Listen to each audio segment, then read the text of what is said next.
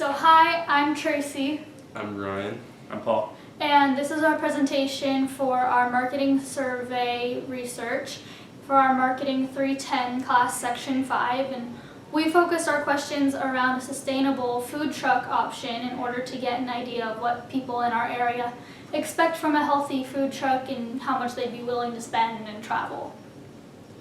Okay, well, our first question, we did a few basic questions to start with, just to get a general idea as to who our answerees were. I don't know if that's a word, but Demographics. our demographics were, yeah, that's a better word. The first one was, what is your age? And we found that 0 to 18-year-olds, 7% responded. 19 to 25 was the majority at 62%. 26 to 40 was 12%, and 41 and up was 19%.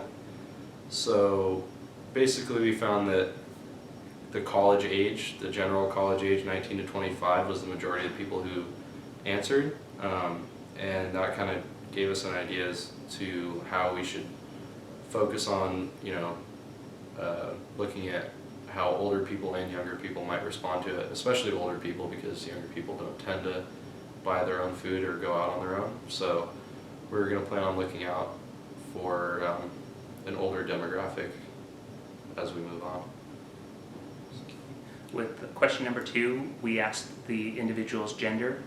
60% were female and 40% were male. This could be based on the demographic of the college itself. 2016 survey done shows that over 4,000 students are female and 2,200 are male. In either case, we're going to be offering light, healthy fare that will help. The gender will help us determine our market strategy. Our third question was, what is your current economic status? And we had 9.5% say they were in the lower class, 71.4% say they were in the middle class, 9.5% say they were in the upper class, and 9.5% of our respondents said that they would prefer not to say. So we believe that this reflects the area around us, the Camarillo area, and so we're getting a sense that this is a pretty middle level area, so we can expect that people will spend a decent amount to get healthy options, but they won't go too overboard when they're looking for healthy options. Okay, and the next question we decided to ask was, what meal do you eat out the most? Pretty straightforward. Our options were breakfast, and surprisingly no one answered that they ate out for breakfast. Of the 42 people that answered, it was 0% answered breakfast. Lunch was 38%, dinner was 45%, snacks was 2.5%, and 9.5% of people said that they don't eat out, and no one said that they ate out for dessert. So obviously, with the majority being lunch and dinner, making up basically 80% of the people who answered said they go out for lunch and dinner, it gives us a pretty clear idea that our biggest market is going to be set with people who, want to go out for dinner and lunch. Paul had a very good point when saying that, especially with dinner, people are off of work or school or whatever, they don't have anything else to do, they don't have to rush anywhere, they can just go out and enjoy their dinner or late lunch or whatever it is they we're going to do.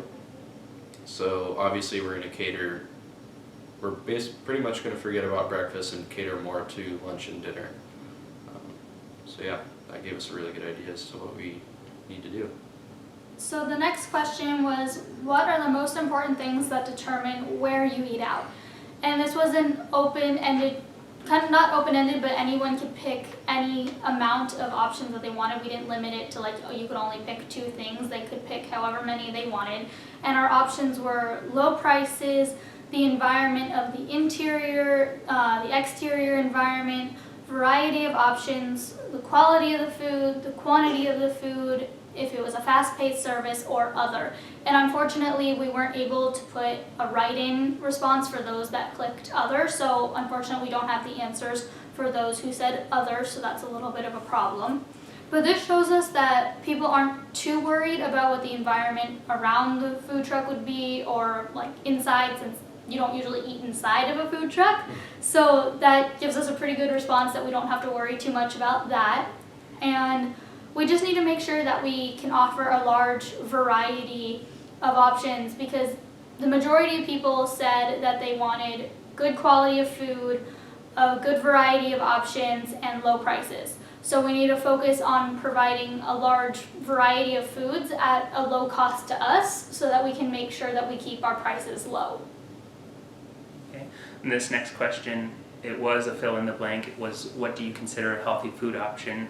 Of the 42 that filled out the survey, only 40 people actually put in a response. Again, because it was open-ended, anyone could put anything they wanted. There was a few that put no fast food, unprocessed raw foods, various foods. Someone put no, which we have no clue what that would mean. But a lot of them were in regards to just having either low calorie, low carb, low sodium, low sugar, or low fat. There were a few that gave actual food choices, the majority of them being fruits, veggies, and proteins. There's a few that specifically stated chicken and fish.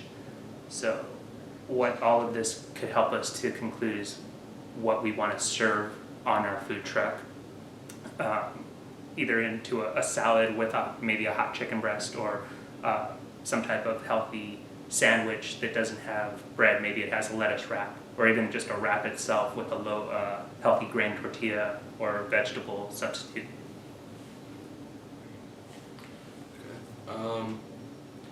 So the next one that we decided to ask was, how far are you willing to travel for a healthy food option? And the majority of people answered between 5 and 15 miles.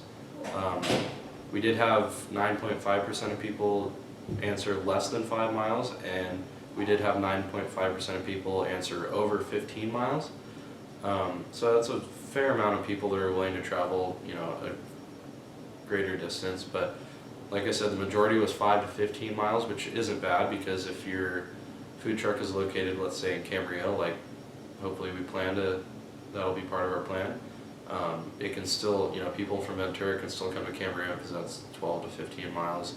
And even people from Thousand Oaks, Agora Hills, or even Seavey maybe, would be able or be willing to come to Camarillo for, something they look forward to, like a healthy food truck.